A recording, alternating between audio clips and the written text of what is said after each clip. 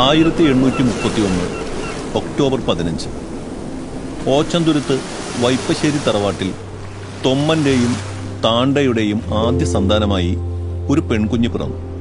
ദൈവത്തിന്റെ തെരഞ്ഞെടുത്ത മകൾ ഏലീശോ. ചെറുപ്പത്തിൽ തന്നെ ദൈവഭക്തിയിലും പാവങ്ങളോടുള്ള കരുണയിലും ഏലീശോ മുന്നിൽ നിന്നു. 16-ാം വയസ്സിൽ കൂനമ്മാവിലെ വാകയിൽ തറവാട്ടിലെ വക്തരു എന്ന യുവാവിനെ ഏലീശോ വിവാഹം ചെയ്തു. ദൈവം അവർക്ക് ഒരു പെൺകുഞ്ഞിനെ നൽകി. അന്ന എന്ന് അവൾക്കവർ പേരിട്ടു. പക്ഷേ സന്തോഷകാലം അധികം ദീർഘമായില്ല. 1.5 വർഷത്തിനുള്ളിൽ വക്തരു രോഗബാധിതനായി മരണപ്പെട്ടു. യൗവനത്തിൽ തന്നെ വിധവയായ ഏലീശോ 2ാം വിവാഹത്തിന് വിസമ്മതിച്ചു. പകരം ഏകാന്തതയിലും പ്രാർത്ഥനയിലും വീടിനടുത്തുള്ള പാവങ്ങളെ സഹായിക്കുന്നതിലും അവൾ ആശ്വാസം കണ്ടെത്തി. കാലക്രമേണ മകൾ അന്നയും ഏലീശോയുടെ സഹോദരി ത്രേസ്യയും ഭക്തിജീവിതത്തിൽ ആകൃഷ്ടരായി. അവരും ആത്മീയ ജീവിതം സ്വീകരിക്കുവാൻ തയ്യാറായി.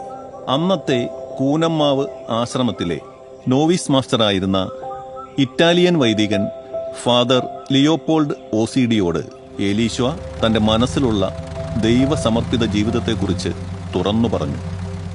അദ്ദേഹം ഈ ആഗ്രഹം വരാപ്പുഴ മെത്രാനായിരുന്ന ബെർണാഡിനോ ബെച്ചിനെല്ലിയെ അറിയിച്ചു. 1866 3 പേരെയും സന്യാസ ജീവിതത്തിലേക്ക് സ്വീകരിക്കുവാൻ മെത്രാൻ അനുമതി നൽകി. ഏലീശോയുടെ സ്വന്തം പുരയിടത്തിൽ മുളകൊണ്ട് നിർമ്മിച്ച ചെറിയ ഒരു വീട്ടിൽ നിന്നാണ് ഈ ദിവ്യ സന്യാസ സഭയുടെ ആദ്യ പ്രവർത്തനം ആരംഭിച്ചത്. സ്ത്രീകൾക്കായുള്ള കർമ്മലീത്ത നിഷ്പാതുക 3ാം സഭ ഇന്ത്യയിലെ ആദ്യത്തെ കർമ്മലീത്ത സന്യാസിനി സഭയായി. 1868 ജനുവരി 2 വിശുദ്ധ അന്നയുടെ നാമധേയത്തിൽ പെൺകുട്ടികൾക്കായി ബോർഡിംഗ് ഭവനം ആരംഭിച്ചു. പെൺകുട്ടികളെയും അനാഥരും വിധവകളുമായ സ്ത്രീകളെയും സംരക്ഷിച്ച് അവർക്ക് വിദ്യാഭ്യാസത്തിന്റെ വെളിച്ചം നൽകി. ഭാഷ, ഗണിതം, കൊന്തകെട്ട്, മെഴുകുതിരി നിർമ്മാണം, പ്രാർത്ഥന എന്നിവ അവരെ പഠിപ്പിച്ചു. ജീവിതം മുഴുവൻ ദൈവസമർപ്പണത്തിലും സേവനത്തിലും കരുണയിലും മുഴുകി ഏലീശോ ജീവിച്ചു. 1890 റീത്ത് അടിസ്ഥാനത്തിൽ ഈ സന്യാസിനി സഭ വിഭജിക്കപ്പെട്ടു. Congregation of Teresian Carmelites, congregation of mother of Carmel എന്നീ 2 സന്യാസിനി സഭകളായി ഇന്നും തുടർന്നു പോരുന്നു. 1913 ജൂലൈ 18 മദർ ഏലീശോ പരലോകപ്രാപ്തയായി.